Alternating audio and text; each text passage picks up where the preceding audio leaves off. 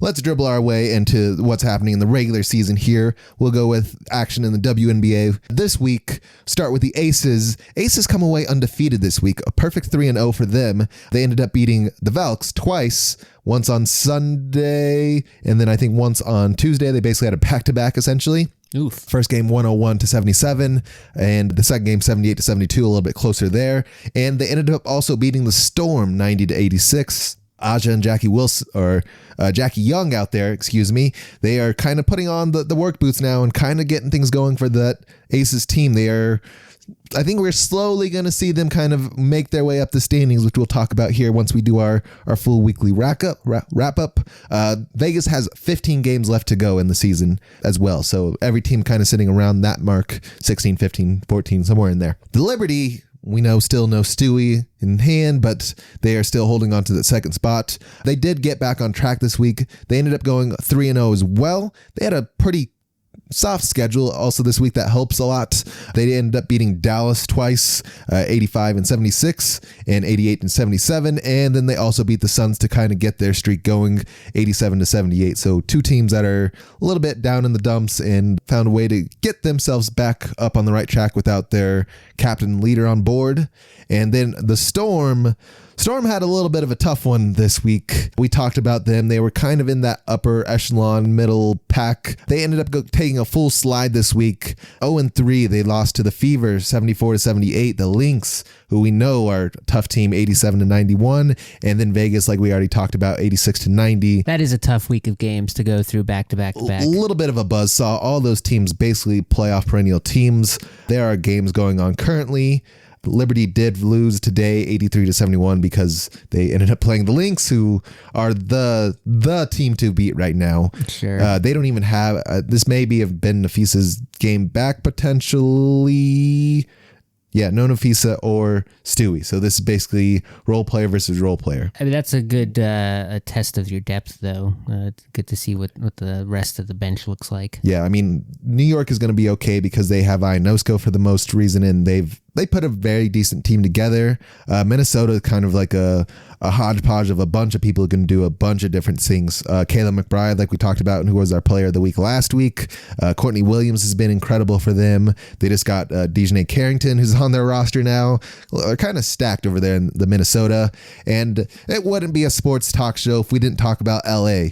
The Sparks coming away 2-1, still continuing on their run as of last week. They beat the Fever 191, the Suns 102-91, but they do lose to the Valkyrie 72-59. A little tough game for them there. No one was having a good time for the most part. Now that is a little bit of an extreme sort of swing in between two 100 plus games of offense and then a 59. Yeah, the Marble Ocean did not. It was a tough one out there. There's a lot of frustration going on. We've heard quite a bit of frustration about how the officiating has gone in the WNBA from a number of various sources. Players, coaches, officials. Multiple have been fined. Potentially multiple times have been. In fact, yeah. Sometimes the frustration just kind of heads, and you can't throw anything in the bottom of the net, and that's just how she goes. That's the way basketball is sometimes, unfortunately.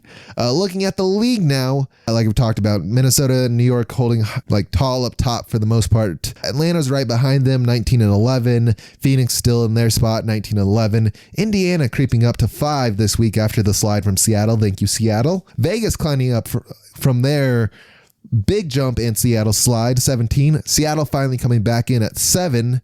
Golden State makes their way back in at 8. The Sparks working their way up to 9th now, and Washington sliding all the way down to 10th out of contention. And they've just been making a bunch of moves this week, haven't they? They've been kind of playing around with who's on their team and whatnot. Okay.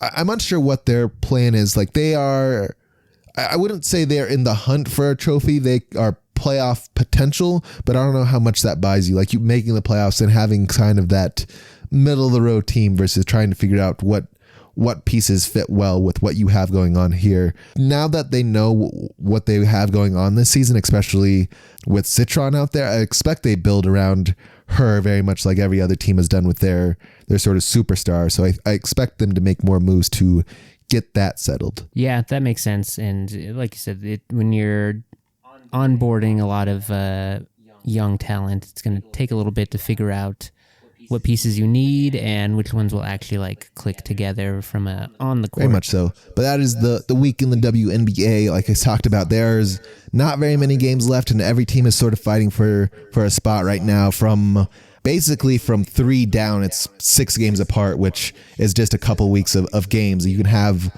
a 6 games swing just by in 1 week, as we've seen, even a couple losses and a couple wins for another team, and you're not in a good spot anymore.